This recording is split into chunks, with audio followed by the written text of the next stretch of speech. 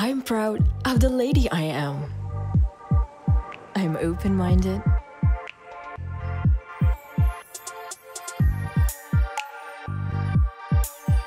I'm smart. I'm creative. I make things happen. I go for it.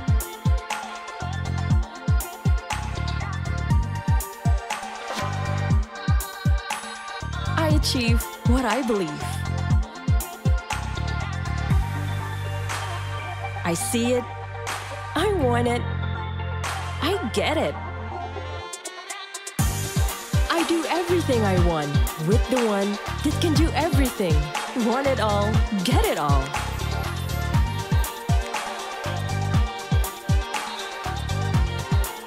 UOB Ladies Card. Men don't get it.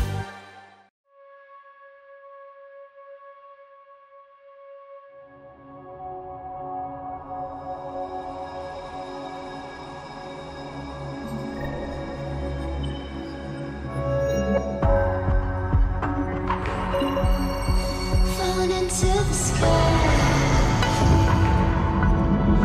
running into the fire.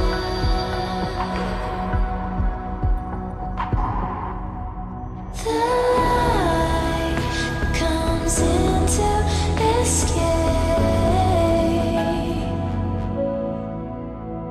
The starry night will need the serenade.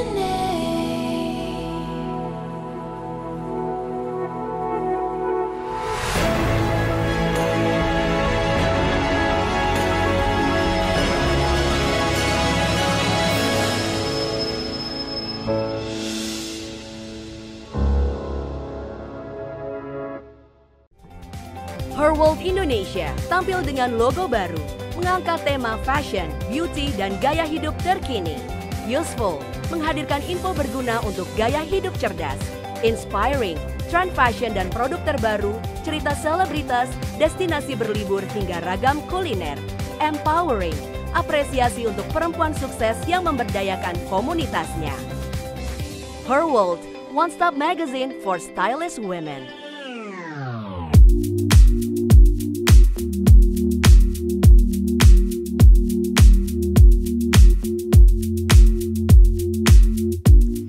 Selamat malam, semoga Anda semua dalam keadaan yang terbaik. Saya Siska Becker dengan senang hati mengucapkan terima kasih dan selamat datang di Virtual Awarding Ceremony Her World Women of the Year 2021. Sebuah acara apresiasi di mana Her World Indonesia memberikan penghargaan bagi 12 perempuan hebat Indonesia. Women of the Year adalah ajang apresiasi tahunan bagi perempuan-perempuan tangguh yang tidak saja sukses berkarya di bidangnya, tetapi juga punya peran dan pengaruh yang besar bagi lingkungannya. Women of the Year tidak saja diselenggarakan oleh Her World Indonesia, tetapi juga oleh Her World Singapura, Malaysia, Thailand, dan Vietnam. Penghargaan Women of the Year telah dilaksanakan sejak tahun 2012 dan diharapkan bisa menjadi sumber inspirasi bagi para perempuan lain agar bisa meraih sukses dan punya peran besar bagi lingkungan sosialnya. Nah, menanggapi kondisi saat ini, maka untuk kedua kalinya penghargaan Women of the Year dilaksanakan secara virtual dan dapat dinikmati secara luas. Untuk tahun ini, kami mengangkat tema Apresiasi untuk Kita, di mana apresiasi diberikan kepada para Women of the Year 2021 dan semua perempuan Indonesia yang tetap menghasilkan karya selama pandemi. Terima kasih dan apresiasi juga kami ucapkan kepada para partner kami, yaitu UOB Ladies Card dari Bank UOB Indonesia dan Sulwasu. Terima kasih atas dukungan luar biasa terhadap momen spesial ini. Baiklah, tanpa berpanjang-panjang lagi untuk membuka acara kita, mari kita sambut our beautiful Editor-in-Chief of Her World Indonesia, Shantika Warman.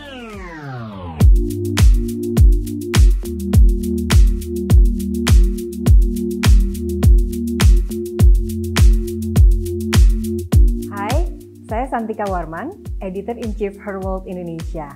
Her World Indonesia bulan ini berulang tahun ke-21 dan saatnya kita juga akan ketemu lagi di ajang Her World Women of the Year 2021.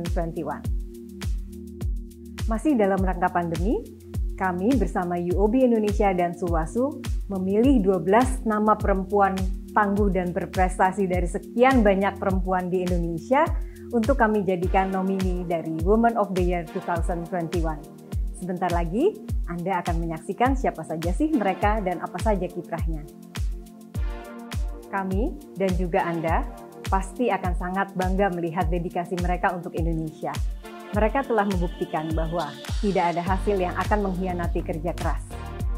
Determinasi dan kegigihan mereka untuk mencapai tujuan mulia patut menjadi inspirasi untuk kita semua.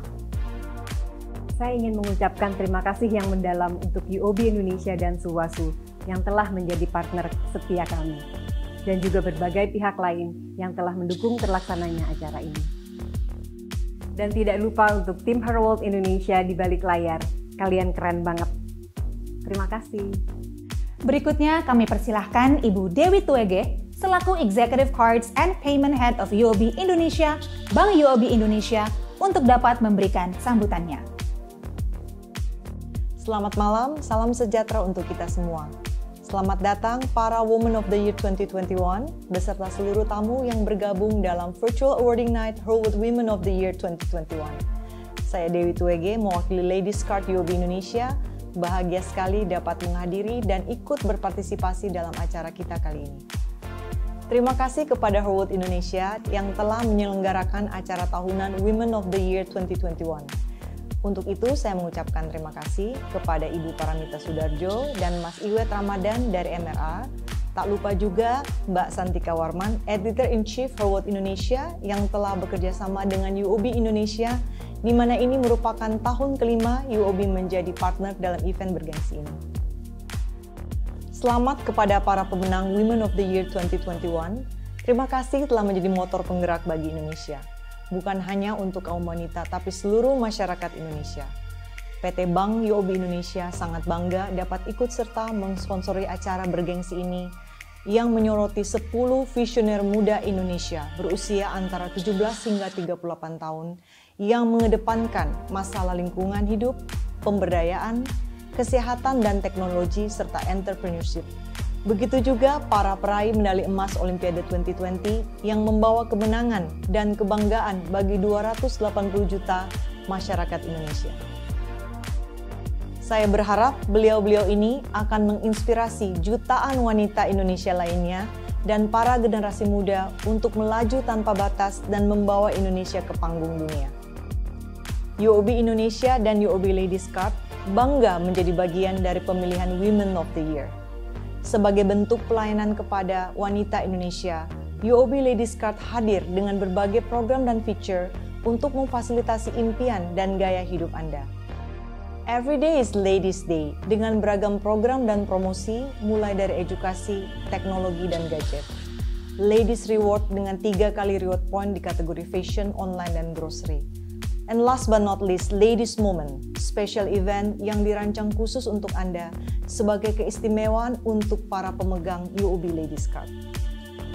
Kami berharap Women of the Year bisa menjadi inspirasi yang dapat memberdayakan wanita, memperbaiki lingkungan, dan menjadi panutan wanita di seluruh Indonesia. Akhir kata, sekali lagi saya ucapkan selamat kepada para pemenang Women of the Year 2021. Semoga terus menginspirasi. Terima kasih dan selamat malam. I'm proud of the lady I am. I'm open-minded.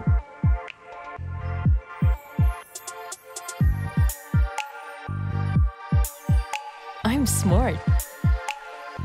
I'm creative. I make things happen. I go for it.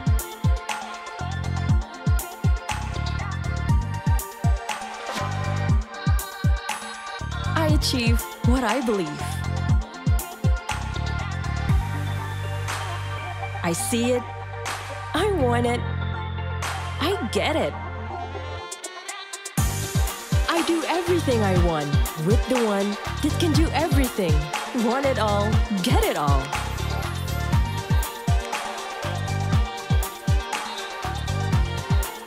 UOB Ladies Card. Men don't get it.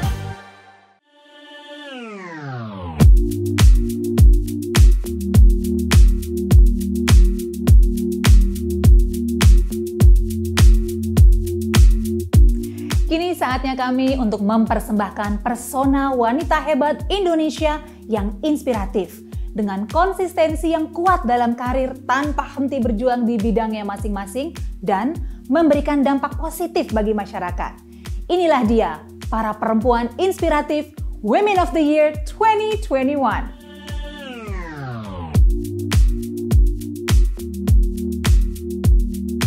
Marissa Anita, Lead Editor Greatmind.id, aktris dan presenter. Keseimbangan penting dalam hidup saya. 6 tahun terakhir jadi perjalanan berliku, namun perlu demi mencari keseimbangan itu. Proses di mana saya belajar tidak mengingkari pikiran dan perasaan gak nyaman, menatap amarah dan sedih, menelusuri akar trauma, hingga mencapai suatu keseimbangan yang datang dan pergi. Tidak apa, itulah hidup. Melalui On Marissa's Mind, saya berbagi cerita seputar kehidupan yang saya temui dan berusaha pahami sejauh ini. Sekedar bercerita, semoga siapapun yang mendengarkan bisa terbantu untuk merasa bahwa ia tidak sendiri, terutama ketika mengalami sejumlah gundah dalam hidup ini. Saya percaya, selalu ada jalan selagi kita arungi tangis dan tawa dalam hidup. Selalu ada jalan.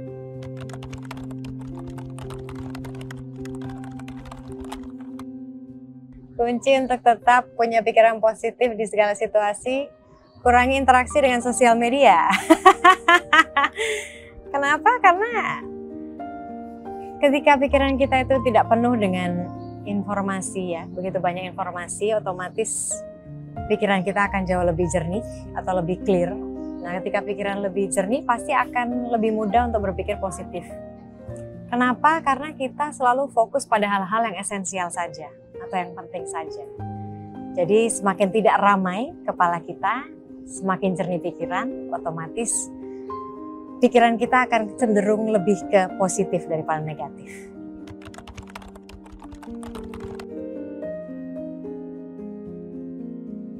Semoga bisa menjadi sumber informasi bagi orang-orang yang berusaha untuk nyaman dengan dirinya sendiri, nyaman dalam hidup ini. Nyaman itu dalam arti ada perasaan happy di situ, ada perasaan damai di situ. Mungkin istilahnya dalam bahasa Inggris adalah contentment. Dan itu juga yang menjadi salah satu yang penting dalam hidup saya adalah contentment. Ya, begitu.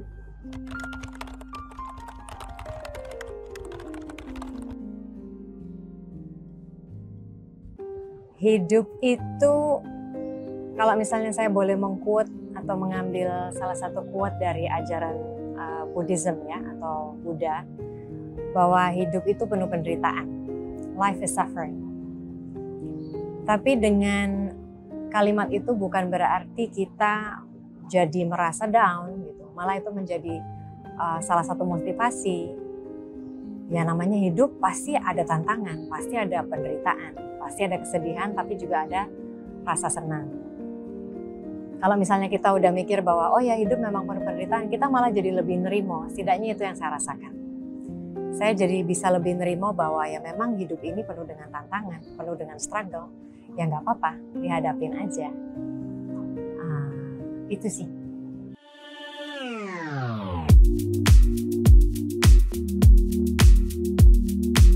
Keris Miharja, founder Keris Care. Kepedulian menurutku adalah tugas setiap orang berapapun usianya. Saat kita bertekad untuk membangun suatu negara yang lebih ramah, inklusif, dan nyaman bagi setiap orang, berjalan sendirian tidak akan terasa sepi dan sulit digapai. Terutama bagi mereka yang berkebutuhan khusus seperti anak-anak dengan Down syndrome di Indonesia. Terinspirasi dari kekuatan mereka, Keris Cares menjadi langkah awalku untuk membuka mata masyarakat bahwa teman-teman dengan Down syndrome memiliki bakat yang patut dikenal dan diapresiasi. Keterbatasan bukanlah halangan, melainkan lingkaran baru untuk berjalan lewat karya kreatif. Karena kalau bukan kita, Siapa yang akan merangkul mereka dan memberi semangat untuk mewujudkan mimpinya?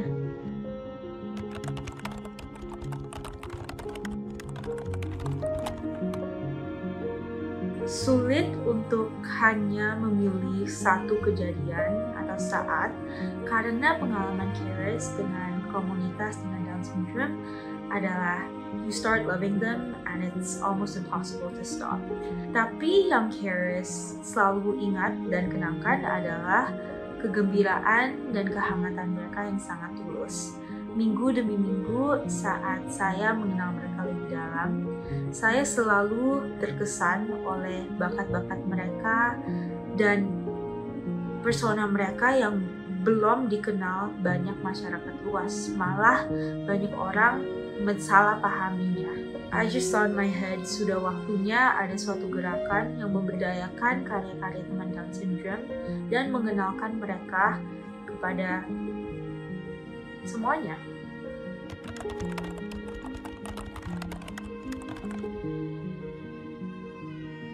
Saya mendirikan gerakan ini pada usia 14 tahun. Dan dalam usia yang relatif muda, salah satu rintangan terbesar, terutamanya di awal mula didirikannya inisiatif ini, adalah dipertanyakannya legitimacy of this initiative. Masa sih anak semuda itu dapat menggagas suatu kemajuan?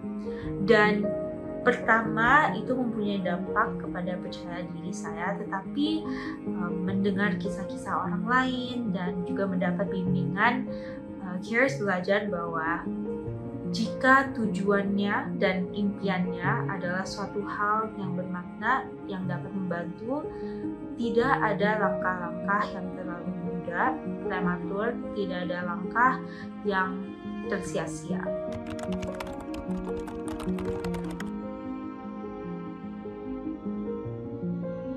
Support system terbesar dalam hidup saya tentunya Tuhan dan orang tua.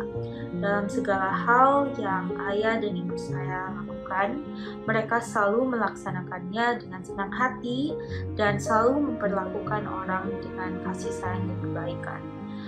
Suatu ajaran yang mereka ingatkan kita, adik dan kakak saya melalui panutan adalah untuk ingat bahwa semua orang mempunyai nilai yang sama, tidak ada nama, tidak ada pencapaian, tidak ada ketenaran yang membuat seseorang lebih atau kurang layak untuk mempunyai hidup yang adil. Dan itulah kepercayaan yang Charis selalu coba untuk ingat dalam setiap langkah yang ditempuh. Tentunya komunitas Yayasan Potats, teman-teman dan orang tua dengan Down syndrome adalah support system Charis. Melihat mereka bahagia dan bangga terus mendorong Charis untuk terus berkarya.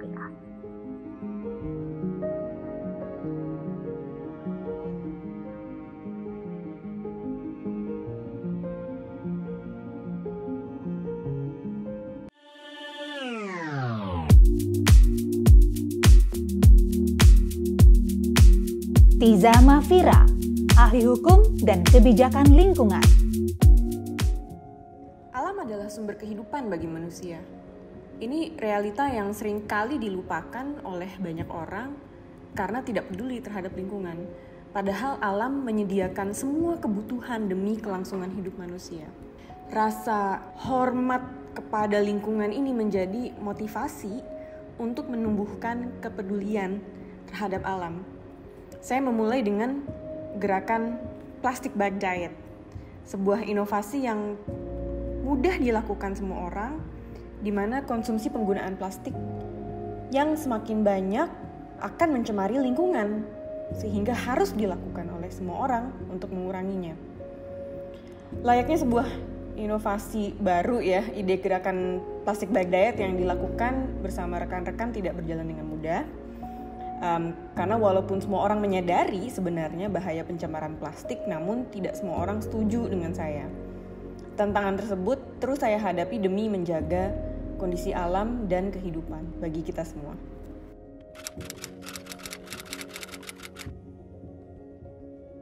Bagi saya, konservasi lingkungan hidup itu soal survival. Kita sebagai manusia nggak bisa hidup nyaman, bahkan mungkin nggak akan survive di dunia ini kalau kita tidak menjaga bumi dengan baik. Dari kecil saya memang dibiasakan untuk berpikir kritis, berpikir logis, dan selama sekolah, ya selama kuliah, konsekuensi dari selalu berpikir logis itu adalah saya jadi sadar betapa kegiatan kita sebagai manusia itu nggak masuk akal. Kita merugikan diri kita sendiri dengan membuang sampah sembarangan, dengan menghasilkan sampah sebanyak ini, dengan gunakan plastik sekali pakai yang hanya kita pakai 5 menit, kemudian dia akan stay di alam tanpa terurai selama ratusan tahun. Itu adalah semua hal-hal yang tidak logis, yang mendorong saya untuk fokus di isu lingkungan hidup. Jadi misi Gerakan Indonesia Diet Kantong Plastik adalah gimana caranya kita mendorong kebijakan-kebijakan yang membatasi kresek, membatasi sedotan, membatasi styrofoam. Itu yang menjadi misi kita selama 10 tahun terakhir sampai detik ini, di mana kita sudah berhasil mendorong lebih dari 50 kota di seluruh Indonesia untuk melarang kantong plastik, termasuk Jakarta dan Bali. Ini bukan sprint, ini maraton. Kita sampai berjuang harus sampai lebih dari 8 tahun ya untuk sampai di titik kita sekarang ini. Perlu ada stamina ya untuk tetap bisa konsisten, dan cara saya untuk tetap konsisten adalah memastikan bahwa saya nggak melakukan ini sendirian. Saya berjejaring, kami berjejaring, memiliki teman-teman organisasi lain, individu-individu lain, relawan-relawan yang terus menyemangati kita selama perjalanan ini. Kita sempat bikin pawai bebas plastik, di mana itu gabungan organisasi diet kantong plastik bersama organisasi-organisasi lain, sampai 100 komunitas di seluruh Indonesia, yang akhirnya kita bisa turun ke jalan dengan ribuan orang untuk meminta pemerintah dan perusahaan-perusahaan serius membatasi plastik sekali pakai. Itu rasanya luar biasa, dan itu yang memberikan semangat untuk terus konsisten. Mendorong banyak kebijakan pelarangan kantong plastik di seluruh Indonesia, kita juga ingin bisa mulai ada regulasi terhadap plastik sekali pakai lainnya. Karena bukan hanya kresek, tetapi juga banyak, ada sedotan, ada sachet, ada styrofoam, sekarang ada masker sekali pakai yang sekarang mulai banyak nyampah di mana-mana. Berdampak pada polusi ya di sungai dan di laut kita. Jadi masih banyak PR, dan kita akan tetap konsisten memperjuangkan kebijakan-kebijakan yang membatasi semua plastik sekali pakai itu.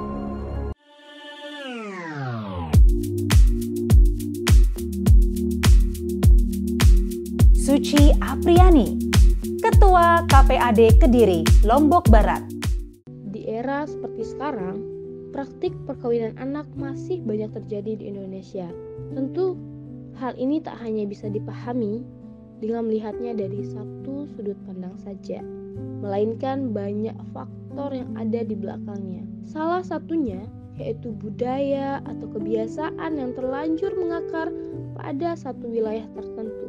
Di sini, saya bersama teman-teman KPAD akan terus berjuang untuk menolak perkawinan anak, terutama di Desa Kediri, Kabupaten Lombok Barat, agar tiap anak bisa mendapatkan hak yang sama sebagai anak sebelum benar-benar siap berumah tangga, mulai dari hak untuk tetap bisa bermain, mendapat pendidikan, mengembangkan diri, menggali potensi, sampai hak untuk menentukan pilihan. Semua berhak mendapatkannya, baik anak laki-laki maupun perempuan. Dengan usaha dan gerakan yang saya lakukan, harapan saya tak akan ada lagi praktik perkawinan anak di Indonesia atas alasan apapun, karena perkawinan anak bukanlah jalan keluar atas sebuah masalah. Dan jangan pernah jadikan hal ini sebagai jalan keluar.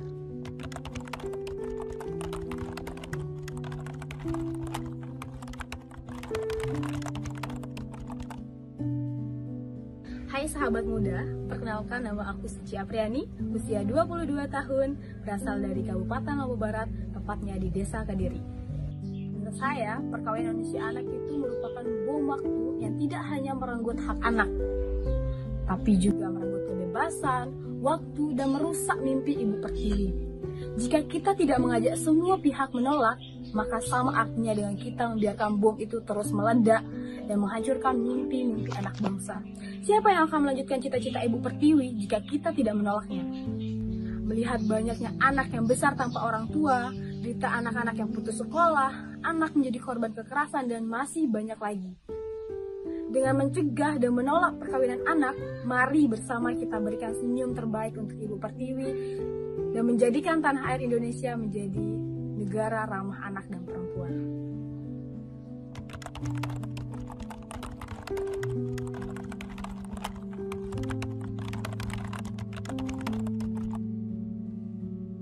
Oke, sebelum kita membahas tantangan yang saya dan teman-teman saya alami, kita perlu memahami terlebih dahulu bahwa perkawinan usia anak di masing-masing daerah itu tentunya memiliki tantangan yang berbeda-beda.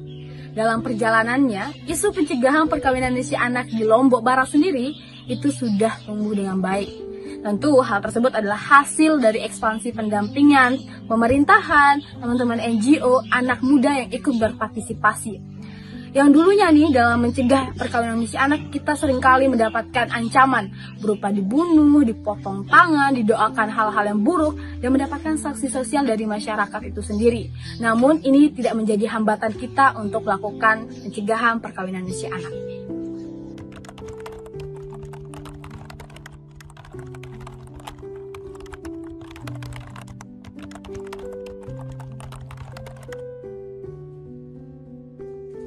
Pencegahan isu perkawinan usia anak ada beberapa hal yang harus diubah, seperti mindset yang masih gentol bergentayangan di masyarakat, khususnya di Kabupaten Lombok Barat ataupun di kabupaten-kabupaten lain, yang dimana anak sering dianggap melakukan hubungan seksual saat atau sudah dilarikan oleh pasangan. Kemudian judge perempuan yang dilarikan masih dipandang sesuatu hal yang melanggar norma. Kondisi ini menjadi buah pikir kita bersama. Bagaimana kemudian banyak pihak harus akses selebar-lebarnya guna mengentaskan persoalan perkawinan usia anak dengan intens melibatkan kaum muda dalam pencegahan. Maka dalam hal ini kaum muda memiliki power dan peran strategis dalam pengentasan. Misalnya menempatkan kaum muda sebagai agent of change dari semua lini yang kemudian bisa menjadikan spirit buat kaum muda lainnya. Lalu kemudian peran strategis pemuda dalam pengentasan perkawinan usia anak adalah menggandeng para pemangku kebijakan guna memberikan aksesibilitas dan pemenuhan hak anak terkait tentang perkawinan usia anak. Peran strategis lainnya, tentu kaum muda dalam hal ini memiliki tongkat estafet yang positif yang juga harus disampaikan melalui media mainstream yang anak muda tahu. Sekian dari saya, sampai jumpa lagi.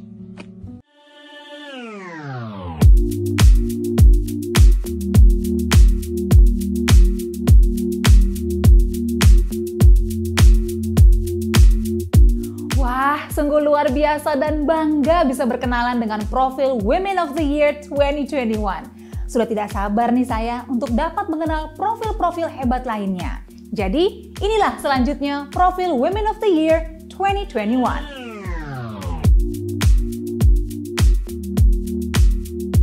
Yana dan Amanda Sukasa, Director Gea Resort and Co-Founder Bracelet of Hope. Harapan, sebuah kata yang sangat simpel namun memiliki makna yang sangat dalam. Harapan dapat menjadi sebuah langkah kecil bagi seseorang untuk dapat melanjutkan kehidupannya ataupun menghadapi setiap masalah yang dihadapi dalam kehidupan. Nah, dengan dasar harapan itulah aku dan Yana dan beberapa sahabat membuat gerakan Gelang Harapan. Walaupun kami berawal dari sebuah gerakan solidaritas terhadap orang-orang yang terkena kanker dan keluarganya, namun kini kami telah menjadi sebuah gerakan yang menyebarkan harapan bagi semua orang di setiap bidang dalam kehidupan. Berawal dari sebuah gelang yang kami daur ulang dari sisa-sisa kain jumputan Gea. Jumputan adalah kain pelangi dan pelangi adalah simbol dari harapan. Oleh karena itulah kami akhirnya menamakan produk kami Gelang Harapan atau Bracelet of Hope. Setelah 7 tahun dari tahun 2014, kini gerakan kami yang berawal dari sebuah gelang telah meluas menjadi produk-produk yang bisa dipakai oleh masyarakat seperti kaos, mahut band, dan masih banyak lagi. Kami sangat bersyukur bahwa hingga hari ini kami telah menyebarkan harapan untuk banyak orang dan juga menyentuh hati banyak orang di Indonesia. Harapan itu bisa hidup ketika kita terus menyalakannya di dalam hati dan jiwa kita dan juga orang lain. Bagi saya, harapan adalah bagai secercah cahaya yang senantiasa menerangi setiap sisi dari kehidupan kita. Saya adalah Amanda. Saya Yana Sukasa Yusuf. Dan saya adalah Harapan.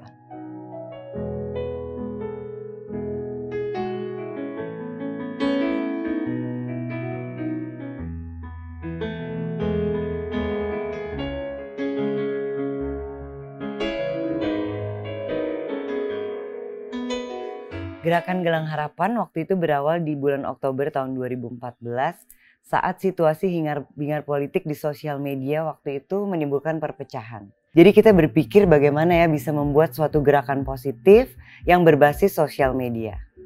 Nah, kemudian pada saat itu di sekitar kita banyak sekali kita melihat teman-teman, keluarga, ada yang ibunya ataupun dianya sendiri terkena kanker.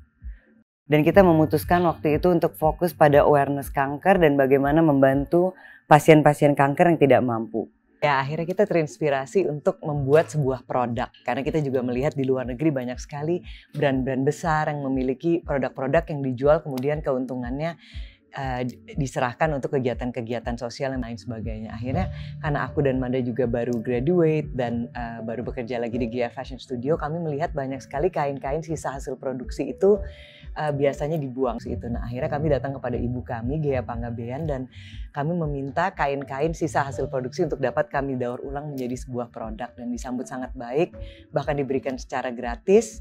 Nah, akhirnya berdasarkan pembicaraan yang panjang dan diskusi yang panjang juga, kami decide untuk membuat gelang. Kenapa gelang? Karena kami pikir gelang itu dapat dipakai oleh seluruh lapisan masyarakat dari segala umur.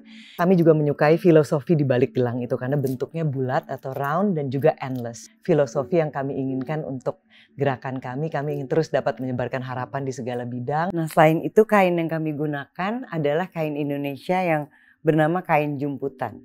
Dan arti dari kain jumputan itu adalah rainbow yang juga merepresent harapan.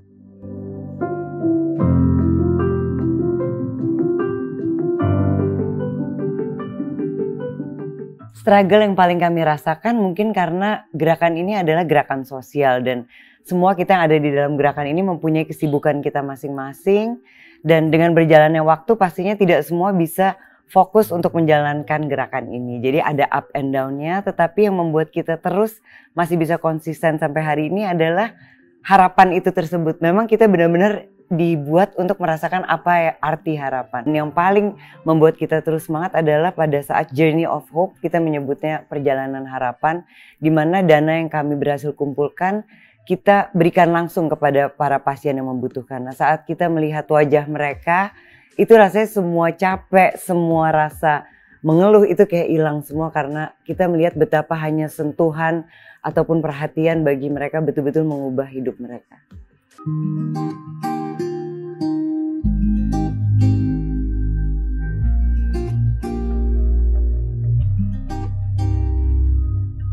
Kami ingat sekali waktu itu di awal masa pandemi, awal tahun 2020, kami betul-betul sempat bingung apakah kami masih bisa meneruskan pekerjaan kami ataupun gerakan kami karena semuanya berhubungan dengan banyak orang, tapi justru di situ aku dan Yana dan juga beberapa teman juga menemukan arti bahwa pada saat kita berdiam di rumah, kita bisa lebih kreatif dan ternyata itu masa pandemi tidak membuat kita harus berdiam diri atau depresi. Justru di situ kita melihat kita tetap bisa berbagi harapan dengan orang lain. Nah, waktu itu awalnya pada saat di rumah kita berpikir bagaimana Gia Fashion Studio bisa terus berjalan. Dan kita berpikir lagi seperti apa yang kita buat dengan gelang harapan. Sisa-sisa bahan Gia bisa sekali untuk dijadikan masker. Juga promosinya melalui sosial media. Ada aku, Yana, dan dibantu oleh Hagai waktu itu. Nah, dari situ kita mencoba membuat promosi di sosial media dan ternyata mendapat sambutan yang sangat baik dari masyarakat. Dan akhirnya kita berpikir lagi gimana caranya bisa tetap berbagi. Nah, waktu itu karena kita dekat dengan RSCM, kita melihat bahwa yang sangat sulit didapatkan adalah masker dan juga APD untuk tenaga medis. Nah, dari hasil penjualan masker tersebut, kita sumbangkan melalui RSCM dan kita berhasil mengumpulkan 200 APD dan kita sumbangkan untuk tenaga medis.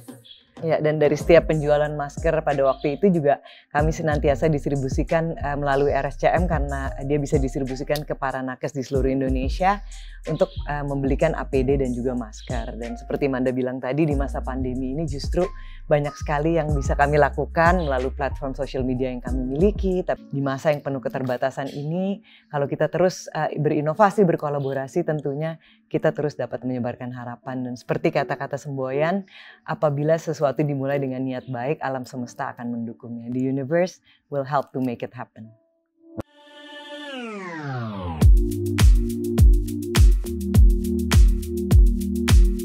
Maudy Ayunda, penyanyi dan aktris. Mimpi dan rencana adalah dua hal yang selalu selaras.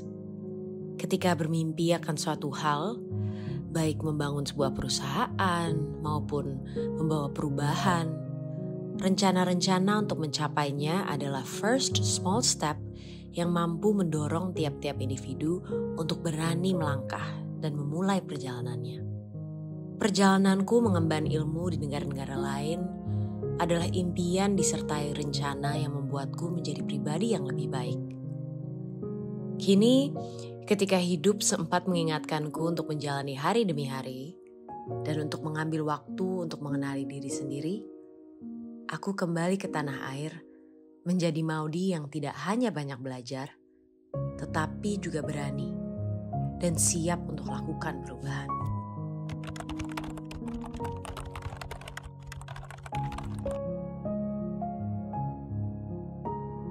Semenjak aku memiliki pengalaman bekerja, aku melihat di situ bahwa I want to do something a little bit more and beyond what I was doing. Pada saat itu mungkin aku hanya menggeluti dunia kreatif saja dan di dunia entertainment bikin musik dan main film.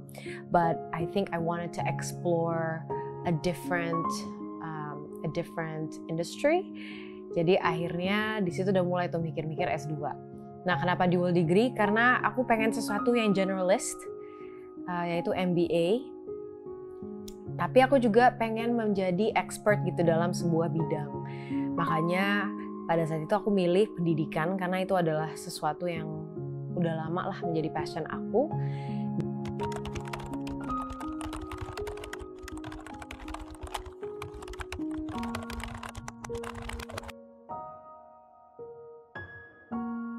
Struggle di saat kuliah dan juga memaintain platform aku selama di sana itu ya sebenarnya lompat-lompat dari satu bidang ke satu bidang yang lain ya. Jadi I feel like I'm always living in so many different worlds yang juga memiliki different types of mindset. I think the hardest thing is just jumping in between these different roles. Dan gimana caranya walaupun ada memiliki banyak role tuh bisa tetap fokus dan juga bisa efektif gitu mengerjakan setiap hal yang aku kerjakan. And honestly it's kind of impossible. Tapi ya aku belajar banyak juga sih dari proses itu gitu tentang apa sih sebenarnya yang paling pas buat aku gitu.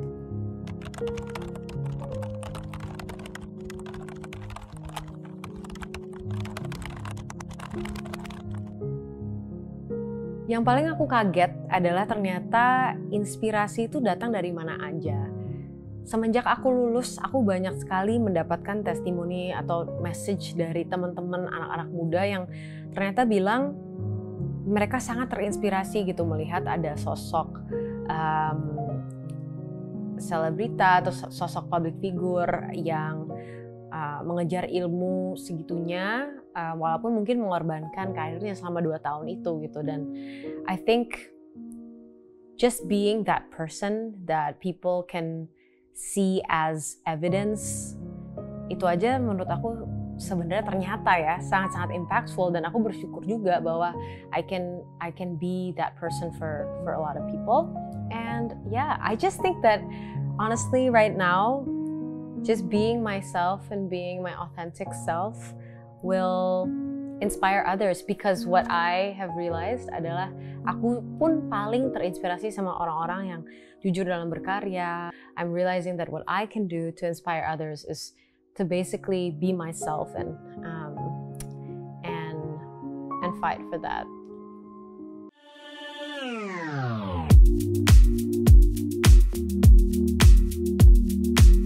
Gracia dan Apriani, atlet badminton ganda putri Indonesia. Latihan, konsistensi, dan dedikasi. Istilah yang tepat untuk menggambarkan perjuangan untuk mencapai harapan dan cita-cita. Pantang menyerah menjadi motivasi kami selama menjalani proses latihan dan menghadapi berbagai kompetisi. Olimpiade Tokyo 2021 menjadi saksi bisu atas perjalanan yang telah dilalui. Cucuran keringat menjadi bukti kelayakan untuk membawa peluang medali emas bagi Indonesia. Semoga Prestasi yang telah tercapai ini dapat menjadi pendorong bagi kami dan masyarakat Indonesia lainnya untuk terus berkarya dan membanggakan negeri. Rasa jenuh tentu akan muncul ketika letih menghampiri dan kegagalan menghantui. Bisa saja membuat kita menyerah, namun kita harus kembali fokus terhadap tujuan kita. Harapan akan selalu ada ketika kita tekun untuk latihan, konsisten, dan terus berdedikasi.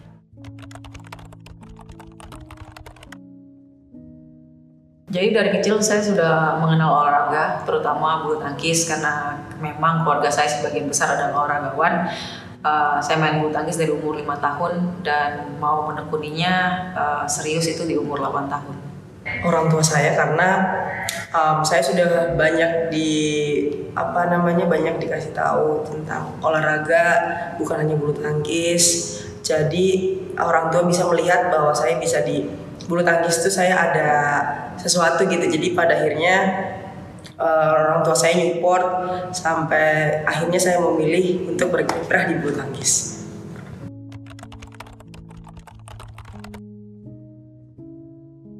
Sebagai seorang atlet pasti banyak melewati masa-masa sulit dan banyak gagalnya, dan kalau dari saya mungkin waktu saya didiskualifikasi dari Olympic London 2012 itu menjadi the lowest point in my life.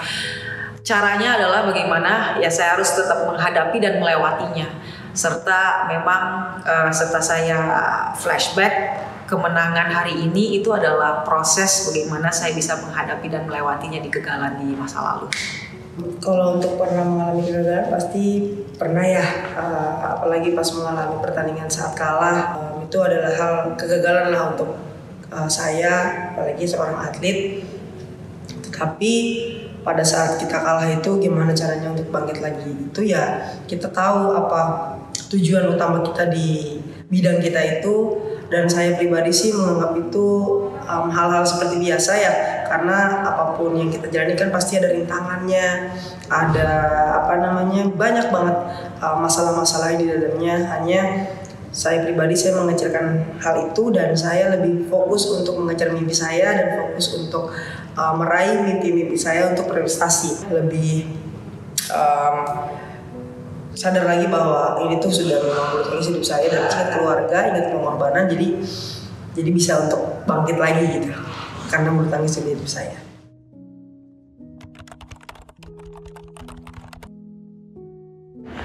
Target ke depan untuk saya dan Apri memang saat ini sehabis Olimpiade kami masih ada beberapa pertandingan penting yang harus kami jalani. Ada Sudirman Cup, terus ada Thomas Uber, terus juga ada Denmark Open.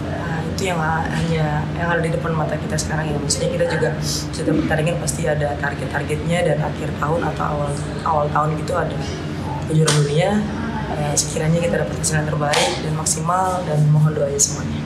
Jadi itu dulu yang kami persiapkan, dan yang pasti kami ingin tetap berkomitmen karena kami masih menjadi tugas kami adalah seorang atlet. Jadi di mana atlet harus bisa bertanggung jawab dan bisa mencapai juga kesuksesan yang lainnya di masa yang akan datang.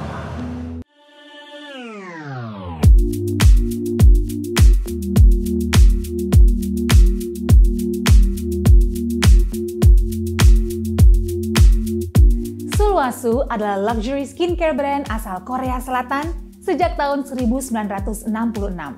Sulwhasoo memiliki makna bunga plum blossom yang mekar pada musim dingin yang terdingin. Terinspirasi dari nilai kearifan Asia dan penelitian terhadap beragam bahan herbal Korea, Sulwhasoo terus melakukan inovasi dengan menanamkan nilai kearifan Asia dengan ilmu pengetahuan modern untuk menyingkap kecantikan yang tak lekang oleh waktu. Timeless wisdom, ageless beauty. How can you get skin that's more radiant than ever? Sulwhasoo analyzed 60,000 skin factors and discovered Skin Moisture Barrier Master Key. When the Master Key is activated, Youth Master technology boosts skin moisture barrier network, strengthens the skin's texture, awakens the skin's natural radiance, and skin looks visibly firming. Your skin, more radiant than ever with first anti-aging care. Sulwhasoo, first care activating serum.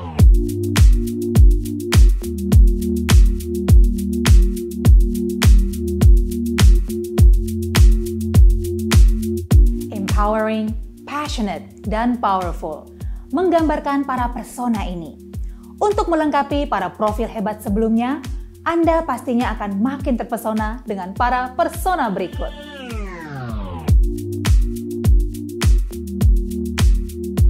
Nadira Afifa, dokter, penulis buku, and commencement student speaker. Satu value terpenting yang ditanamkan sejak saya kecil adalah tidak ada yang membatasi mimpi kecuali pikiran kita sendiri. Rintangan demi rintangan tentu menghantui, tapi tidak boleh jadi alasan untuk berhenti memiliki impian tinggi, bahkan yang terasa mustahil sekalipun. Letakkanlah cita-citamu di atas sana, meski raga jatuh bangun melawan rasa takut. Percayalah pada kemampuan diri, dan bukalah gerbang mimpi dengan pikiran yang matang, hati yang kokoh, dan kaki yang tak ragu untuk selalu melangkah maju. Dan sampailah saya di sini, melepas segala rantai ketakutan dan mengusir semua keraguan dalam diri hingga mampu terbang tinggi menggapai berbagai mimpi saya saat ini.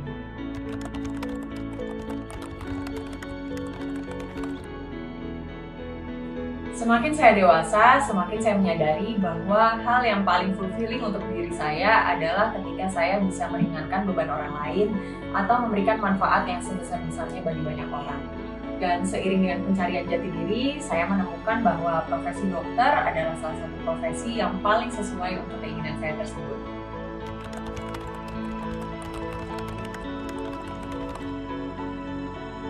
Nyatanya memang semakin lama saya terjun ke dunia kedokteran, semakin saya menyadari bahwa opportunity untuk memberikan influence yang sebesar-besarnya terbuka sangat lebar.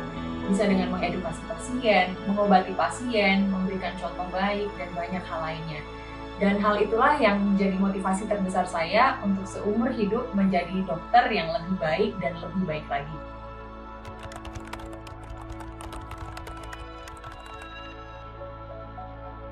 Tentunya tantangan juga tidak kalah banyak, apalagi sebagai seorang dokter, kita seringkali terpaksa untuk memprioritaskan kepentingan orang lain di atas kepentingan kita sendiri. Apalagi di saat pandemi ini, di mana tanggung jawab yang diambil semakin besar, risikonya semakin besar, dan at some point kita bertanya-tanya, apakah pengorbanan ini sepadan atau tidak. Tapi sampai saat ini saya sangat bersyukur karena menjadi seorang dokter adalah salah satu jalan hidup terbaik yang pernah saya ambil.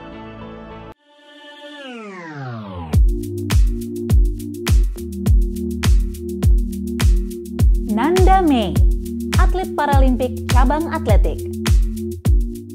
Mereka bilang, saya tidak punya kelebihan hanya karena saya memiliki setengah lengan saja.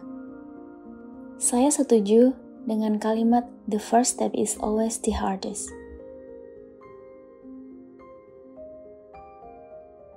Saya bisa bermimpi, maka saya bisa berlari mengejarnya.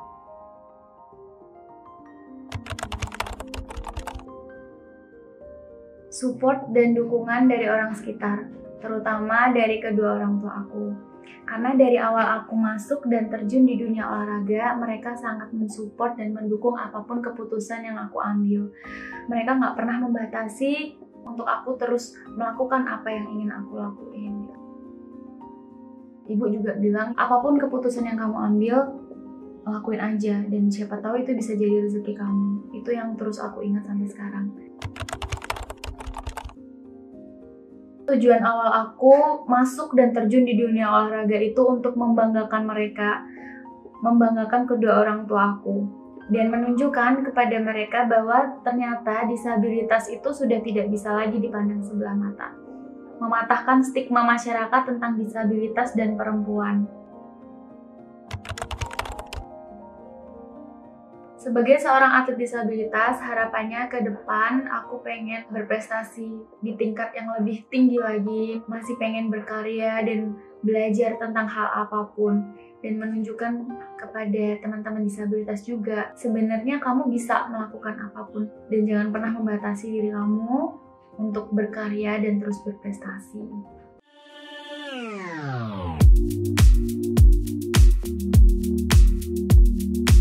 Sinta Nurfaiza, CEO dan co-founder Lemonilo. Keinginan untuk berkontribusi kepada masyarakat luas. Karena keinginan inilah, maka saya memberanikan diri untuk banting setir. Walaupun saya telah menjalani kuliah di jurusan yang saya inginkan di bidang hukum, saya merasa saya perlu memilih jalur yang berbeda untuk memenuhi panggilan hati saya. Akhirnya, saya memutuskan untuk menjadi seorang pebisnis dengan mendirikan Lemonilo setelah menjalani profesi sebagai pengacara. Memang tidak mudah untuk berani mengambil keputusan dalam hidup. Namun, konsistensi dan dedikasi memiliki peran penting. Saya terus berupaya untuk lebih mengenal diri sendiri dalam menggapai tujuan hidup untuk berkontribusi pada masyarakat luas dengan menjadi seorang pebisnis.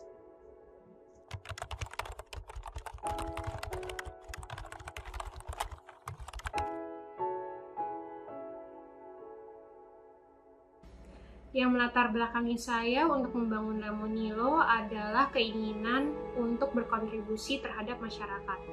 Maka di tahun 2016, sekitar 5 tahun yang lalu, kami membangun Lemonilo dengan tujuan untuk membuka akses hidup sehat bagi seluruh masyarakat Indonesia.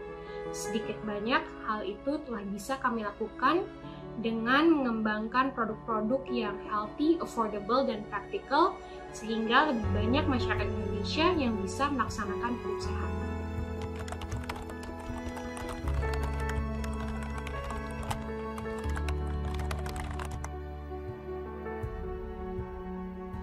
Saat membangun bisnis, siapapun pasti mengalami jatuh bangun. Maka sebenarnya apa yang harus kita lakukan untuk menghadapi jatuh bangun kita dalam membangun bisnis yang sebenarnya tidak bisa dihindari, yaitu adalah dengan tekad dan keinginan kuat. Tekad dan keinginan kuat ini sebisa mungkin jangan karena uang, karena jujur mungkin hanya sekitar 1% masyarakat atau 1% orang yang melakukan entrepreneurship yang bisa sukses. Jadi chance atau odds untuk bisa sukses dalam membangun bisnis itu sangat-sangat kecil. Kalau motivasi kamu adalah uang, maka begitu kamu jatuh biasanya langsung kehilangan semangat.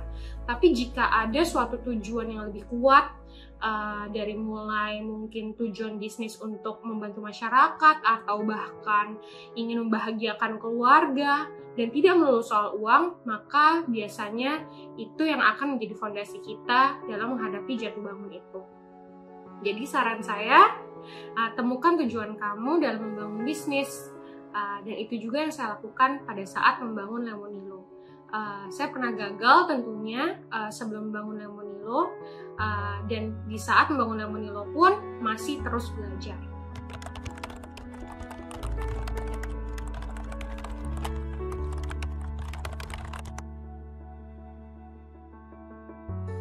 Pertama-tama, saya tidak bisa bilang kalau saya sudah berhasil menjalankan Lemonilo.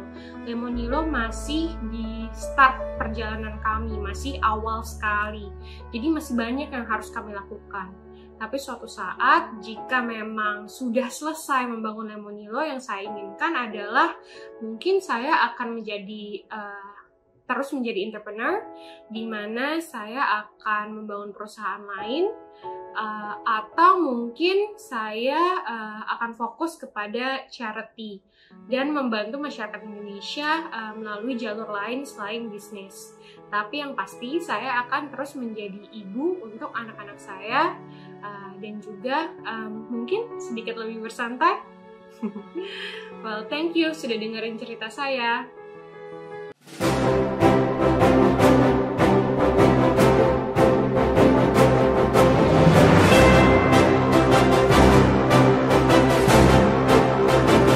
Halo, aku Maudia Yunda. Saya Nadira Afifah. Saya Suci Apriani. Saya Nanda Misolihah. Saya Kirsma Harja. Saya Tiza Mafira. Saya Amanda Gratiana Sukasa. Dan saya Yana Sukasa Yusuf. Saya Her World Women of the Year 2021. Terima kasih banyak untuk Her World. Really appreciate the award.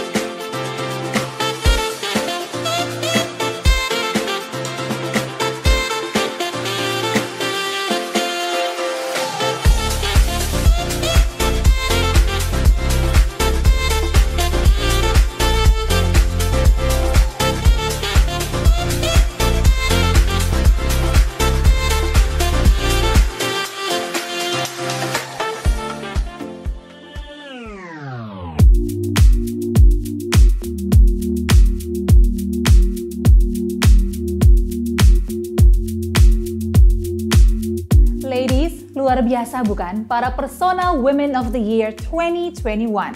Kami ucapkan selamat kepada penerima penghargaan. Saya sungguh takjub dan terinspirasi dengan para profil hebat mereka semua.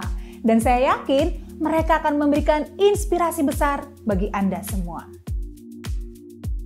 Wah, tiba juga kita di penghujung acara Virtual Award Ceremony Her World Indonesia Women of the Year 2021. Kami ucapkan apresiasi kepada para partners yang terlibat di acara ini. UOB Ladies Card by UOB Indonesia, kartu kredit yang dirancang khusus untuk wanita agar lebih percaya diri dalam berekspresi sesuai dengan gaya hidup masa kini, yang dilengkapi dengan fitur dan penawaran istimewa. Sulwhasoo, luxury skincare brand asal Korea Selatan sejak tahun 1966. Terinspirasi dari nilai kearifan Asia dan penelitian terhadap beragam bahan herbal Korea, Sulwhasoo terus melakukan inovasi dengan menanamkan nilai kearifan Asia dengan ilmu pengetahuan modern untuk menyingkap kecantikan yang tak lekang oleh waktu. Timeless wisdom, ageless beauty. Saya Siska Becker, kembali saya ucapkan banyak terima kasih. Sekarang saya undur diri, sampai jumpa di perhelatan Her World Indonesia Women of the Year 2022.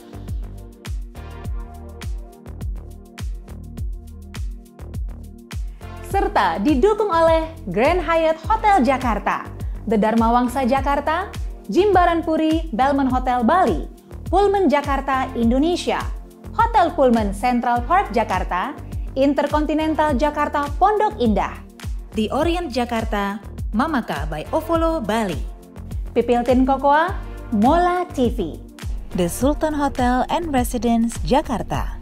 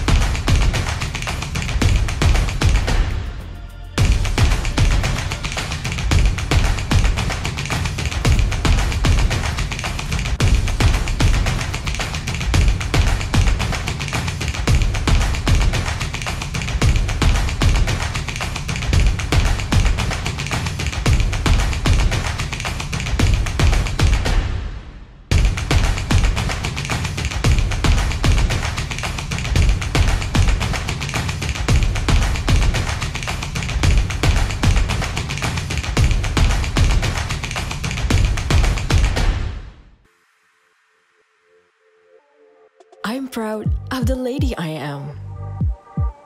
I'm open-minded.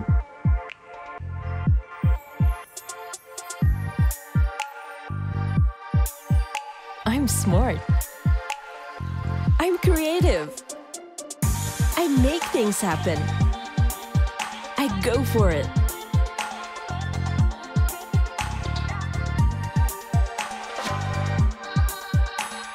I achieve what I believe. I see it, I want it, I get it.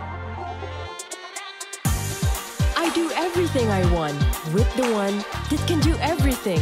Want it all, get it all.